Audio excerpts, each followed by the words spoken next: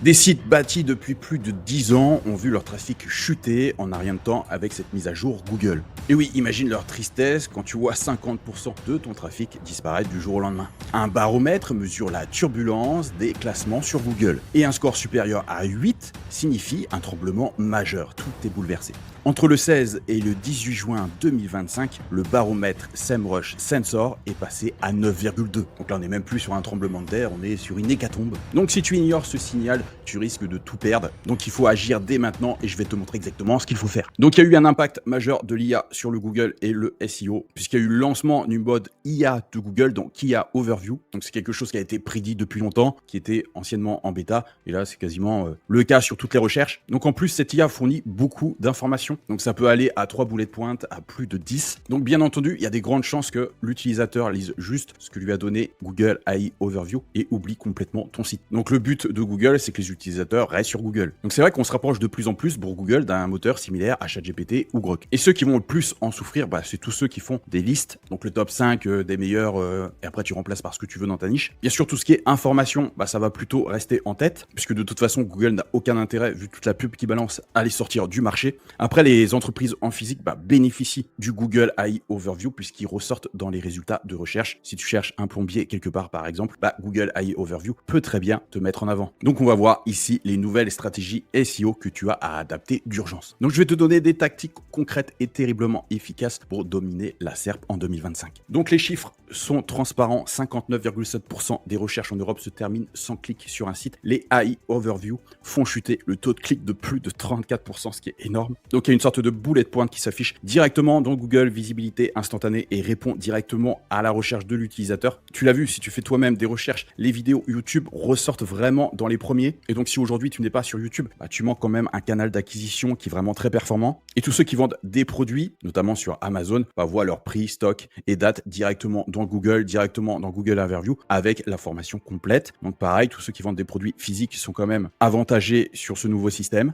Après, t'inquiète pas, il y a des méthodes pour quand même arriver à te classer. Alors tu sais, de plus en plus, et ça a été le cas à partir de mars 2025, mais ça va être de plus en plus le cas avec toutes les nouvelles mises à jour. Tout ce qui est contenu lambda généré par l'IA, ça dégage. Il faut vraiment que tu aies des données exclusives, puisque les articles basés sur ses propres études gagnent plus 77% de liens et donc du jus. Il faut que tu sois multiplateforme. Tu le sais, X, Instagram ou LinkedIn, il faut vraiment maximiser ta portée. D'ailleurs, j'en profite, si tu veux me suivre sur LinkedIn, le voici, tu vois, je suis à 11 000 abonnés avec un LinkedIn qui a été créé il y a à peine un an. Donc, il est tout à fait possible d'avoir de la visibilité sur multiples canaux, YouTube, LinkedIn ou le SEO comme moi je le fais. Et bien sûr, le plus important, ça va être de avoir ta propre audience, ton propre canal sur lequel tu peux diffuser toutes les informations importantes, les réductions, les nouveaux articles de blog, etc. Donc, c'est très important de récupérer soit les mails, effectivement, soit avoir un Telegram, soit avoir un groupe Facebook ou avoir le tout. Je sais pas si tu sais, mais les vidéos courtes se partagent 3 fois plus qu'un article texte. Là, je te prends l'exemple de mes shorts sur ma chaîne YouTube et tu vois que je fais 1500, 1400, 1800 vues, 1100, 1500, 1600 vues. Et tu vois que la plupart des vidéos qui ressortent en termes de vues et en termes de classement sont tout simplement des shorts et beaucoup moins des vidéos longues. Donc bien sûr, le but, c'est de gagner du temps. Je te conseille de faire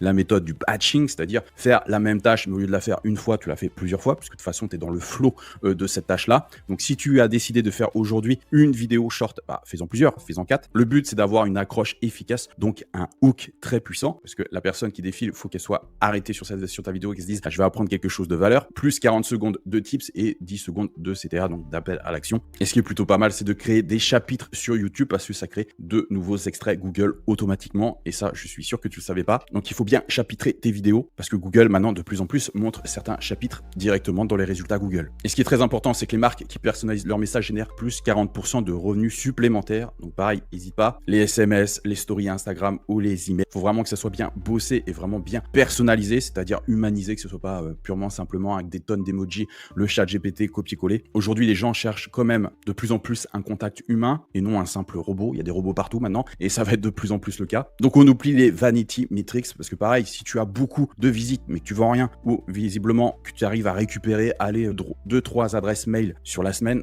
on est d'accord que c'est un échec. Donc il faut que tu regardes le CPLQ, donc le coût par lead qualifié. Donc pareil, il y a des leads qui sont qualifiés ou non qualifiés selon ta niche. Le taux de conversion, donc le passage de lead à client, c'est-à-dire c'est un prospect et c'est un client parce qu'il a acheté acheté un produit, même si c'est un petit produit. Et il faut bien regarder la LTV, donc le rapport de valeur client par rapport au coût d'acquisition. Parce que par exemple, si tu dépenses dans les ads ou dans les montages de vidéos, etc., on va dire, allez, 70 € pour le montage d'une vidéo et que tu récupères avec cette vidéo que 2 clients qui ont acheté un produit à 27 €, forcément, tu n'es pas rentable. Donc pareil, est-ce que tu mesures ça dans ton activité? Donc le CPLQ, le taux de conversion et la LTV. De toute façon, aujourd'hui, il y a de plus en plus d'offres sur le marché. Donc il faut que tu aies une promesse chiffrée. À quoi peut s'attendre ton client s'il prend ton produit? Le top, c'est vraiment qu'il y a un dashboard partagé, que le client puisse voir les résultats et que toi aussi, tu puisses le suivre au mieux. Et bien sûr, une garantie béton qui garantit à ton client qu'il ne prend aucun risque et c'est toi qui prends le risque pour toi. Car s'il ne réussit pas, bah, tu continues à travailler pour lui gratuitement, par exemple. Tu vois, il ne faut pas que tu sois dans un système où tu priorises vraiment le trafic, mais plus tu priorises les clients et les revenus. Tu vois que Google pousse beaucoup de sites hors de la serre. Il faut vraiment que tu priorises sur les différentes plateformes, donc YouTube, TikTok, Instagram. Tu n'es pas obligé de tous les faire, mais au moins d'être sur 3-4 plateformes, c'est beaucoup mieux en termes d'acquisition. Ce que je te conseille, c'est d'avoir plusieurs sites satellites, pas avoir qu'un seul site, donc avoir le plus d'immobilier sur Google parce que tu vas renforcer ta présence. Et il m'est déjà arrivé de taper une requête sur Google et que Google aille overview, sur les 5 bullet points qui me donné, 3 étaient de mes sites parce que j'avais fait plusieurs sites satellites sur cette thématique. Comme je dis bien souvent, vu qu'aujourd'hui on automatise le SEO à 100% avec l'IA, et c'est ce que font d'ailleurs mes élèves, tu es beaucoup plus puissant avec 10 sites sur une thématique qui tourne en total full automatique qu'une personne qui va avoir qu'un seul site et qui fait tout à la mano et ça prend des heures. Donc il faut vraiment que tu penses à cette omniprésence marketing et en plus tu dépendras pas que d'une seule plateforme parce qu'effectivement, imagine sur Google ton site saute, si t'as pas de YouTube, si t'as pas d'Instagram, si t'as pas de TikTok, d'où vont venir tes clients? Et oublie pas que Google Overview, comme ChatGPT par exemple, cite les sites et référents dans certaines thématiques. Et là, je vais te prendre un site full automatisé par l'IA et tu vois que quand tu fais les choses correctement, ça progresse. Je m'en occupe absolument pas de ce site puisque une fois que je l'ai bien configuré avec l'IA, j'obtiens des résultats permanents. Et même avec les différentes mises à jour de Google, je me fais pas dégommer. Voilà, je te prends même les 6 derniers mois et tu vois que là, ça a été la création et ça monte avec un taux de clic qui ne fait que grimper parce que tu vois que là, c'est la barre verte par rapport aux impressions. Donc ça veut dire que je suis très très bien classé. Donc je te donne une checklist pour que tu puisses faire la même chose. Faut que tu aies vraiment un schéma foire aux questions sur les 5 pages les plus consultées pour avoir vraiment une rapidité dans ton impact SEO. N'hésite pas à rajouter aussi sur un ton conversationnel des questions que les gens se posent. Plus tu auras une foire aux questions complète, plus effectivement tu auras des chances de sortir dans Google AI Overview. Je t'invite dès maintenant à tourner des réels et des shorts. C'est que maintenant, même avec CapCut, tu peux le faire totalement gratuitement sans te filmer, etc. Donc il y a une vidéo à ce sujet sur ma chaîne. N'oublie pas de faire des sondages, par exemple. Il y a plusieurs possibilités de faire de sondages, que ce soit sur YouTube, que ce soit sur Instagram, que ce soit sur TikTok ou que ce soit sur LinkedIn.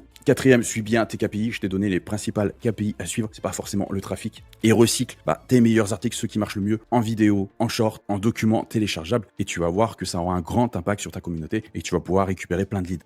Alors donne-moi ton avis en commentaire sur les plateformes que tu ignores aujourd'hui. Quels sont les KPI stressants pour toi? Quel indicateur te préoccupe le plus? Et combien d'articles tu fais à peu près sur un mois? Ça m'intéresse de savoir où tu en es aujourd'hui. Le but avec cette chaîne, c'est d'apporter un maximum de valeur. Oublie pas que c'est pour ça que tu as un quiz totalement gratuit en description et en premier commentaire. T'inquiète pas, il n'y a pas de demande de mail, etc. où c'est totalement anonyme. Ça te permet justement de tester tes connaissances et de savoir si tu fais les bonnes choses. C'est totalement interactif. Donc le but, c'est que tu implémentes tous les conseils de cette vidéo pour croître un maximum et que tu puisses mesurer tes KPI. Après, tu ajustes effectivement pour arriver au résultat voulu. Tu peux aussi me contacter via WhatsApp. Donc je te mettrai mon numéro quelque part et je ferai avec toi une feuille de route totalement personnalisée. Allez, je te dis à bientôt pour une prochaine vidéo. C'était Max de Référencement IA.